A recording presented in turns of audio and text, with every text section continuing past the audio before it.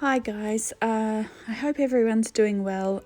Sorry that it's taken a while to put this video up. I've had it actually done for a couple of weeks, but just with everything that's going on, and we've been kind of doing a few projects around the house that have needed to be, caught up on and things. So I haven't had time to voice over it yet, so I am kind of watching it with you and hoping that I can remember like all the mixes and what I was doing and talking about on here.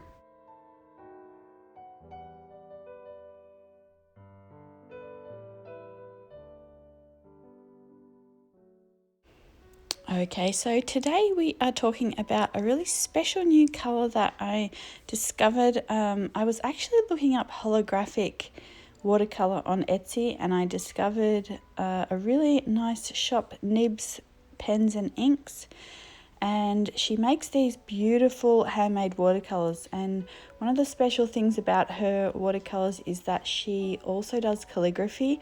So she uses the watercolors for that calligraphy, so she really knows the consistency she's looking for, and it's a really, really gorgeous consistency.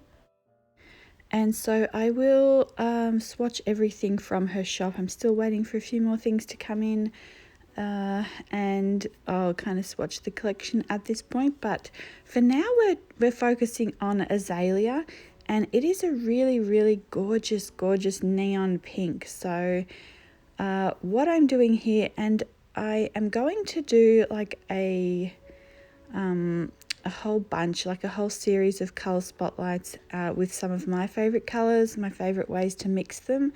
And thank you for your comments as well. I really appreciate hearing, feedback from you and what you think of the colors or the videos.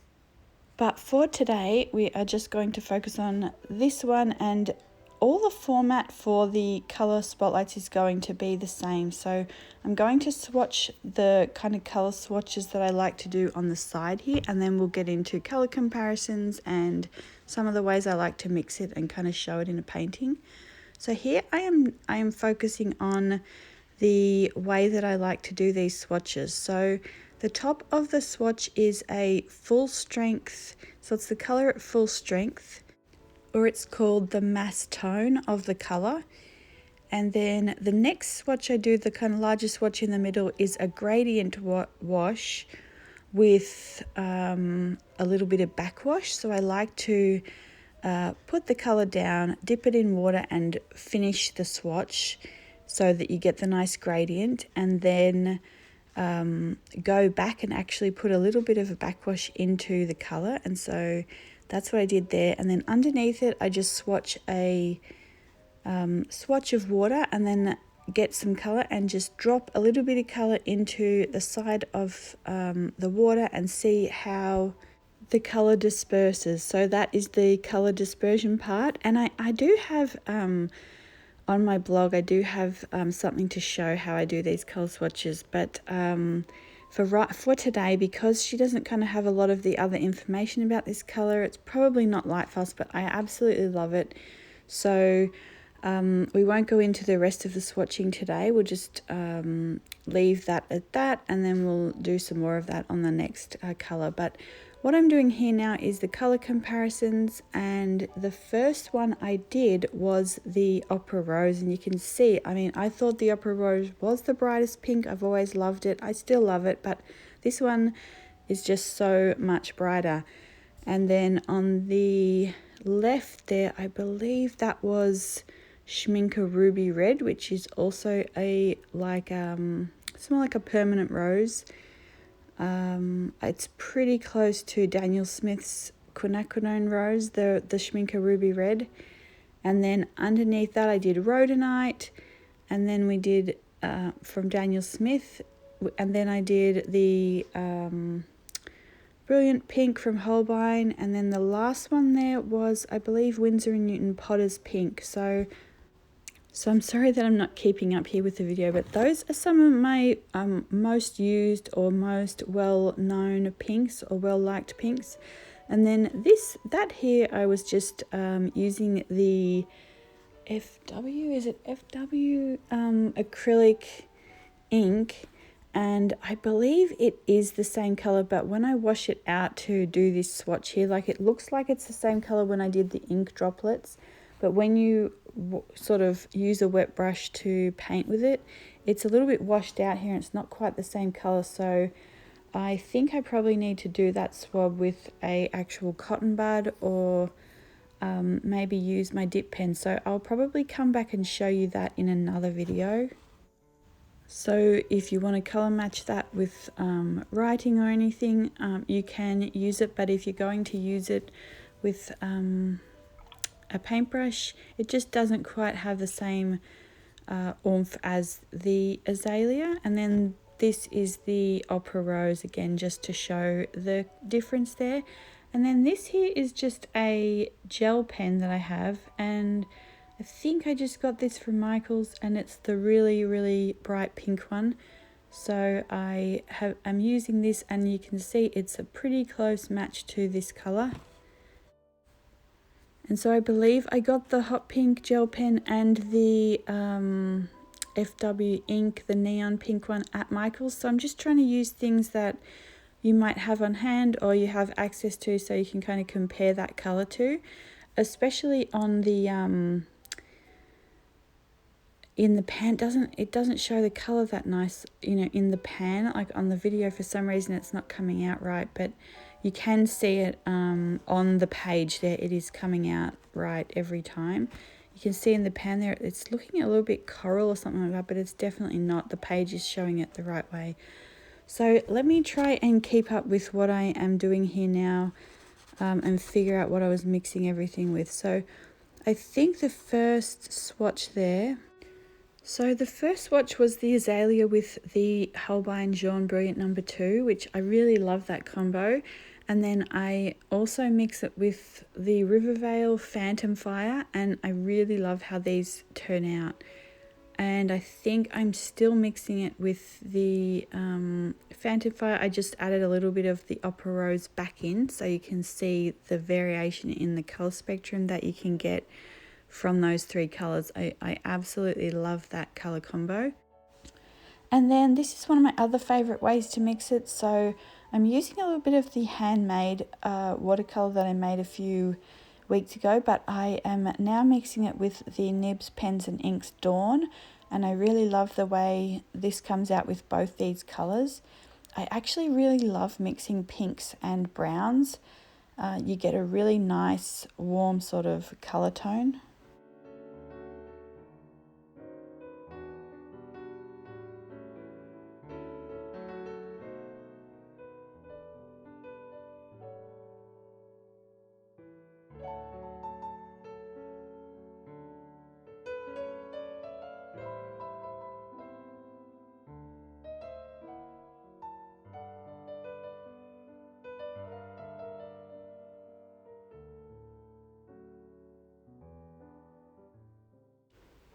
So that was with the Rivervale Porphyry Violet Ochre, something like that.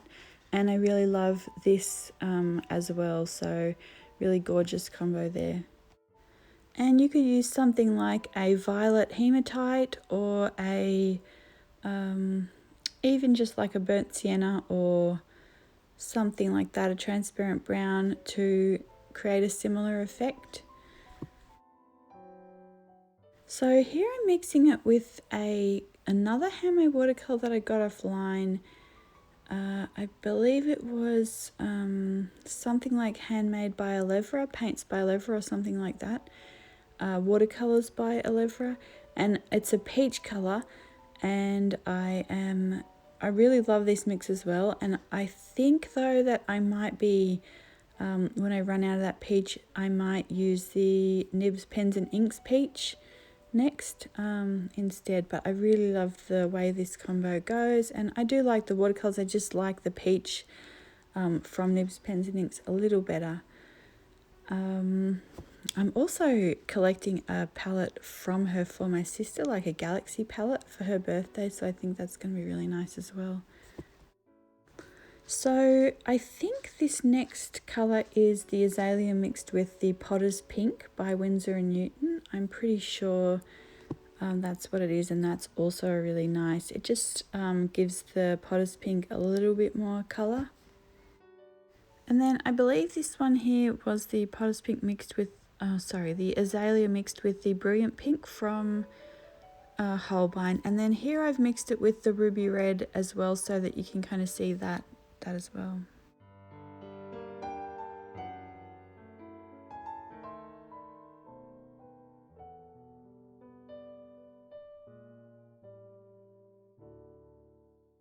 So I absolutely love every color combo that you can get from this color, and now I'm just going to use it in a little sort of a quick painting of some roses. I start with the mix of the azalea and the dawn for the sort of center of the rose, and then as we move out I am mixing it with the jaune brilliant to kind of create those petals, and I'm kind of watering it down a little bit and then strengthening it a little bit to create the difference in the tone there.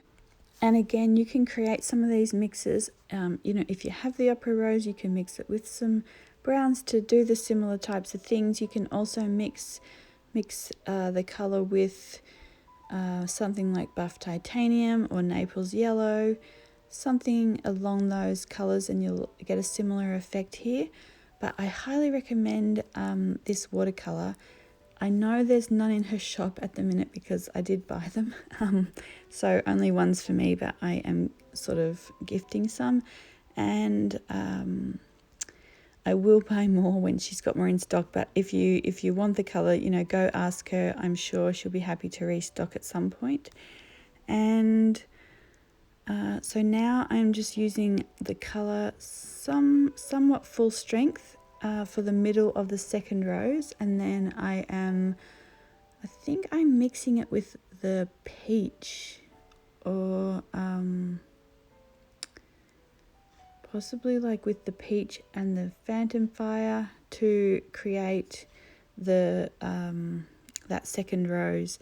And then here I'm just using I'm using a Schminker rose gold for the leaves. So this came in one of their specialty sets, but again you could use like a gold with a little bit of brown mixed in with it to create a similar color as well. So I'm just grabbing a little bit of that porphyry violet, and I am putting that, like mixing that in with it to create sort of some deeper shadow tones for the leaves.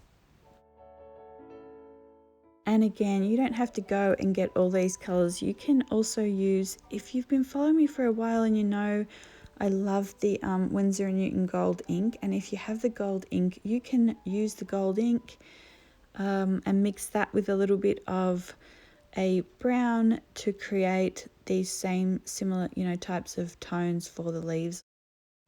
And so that's it, guys. That is the finished color spotlight for today. I hopefully will be back with some more pretty soon, and I'm just going to leave you with some close-ups and a couple of snippets of the week. We actually just found a dove's nest we knew the nest was there, and we knew there was a dove around the house because we can hear it every day, but we just found her nesting in this sort of empty nest, and there's an egg in there, so pretty exciting. I do a little video snippet of that at the end as well, and I will see you guys in my next video. Bye.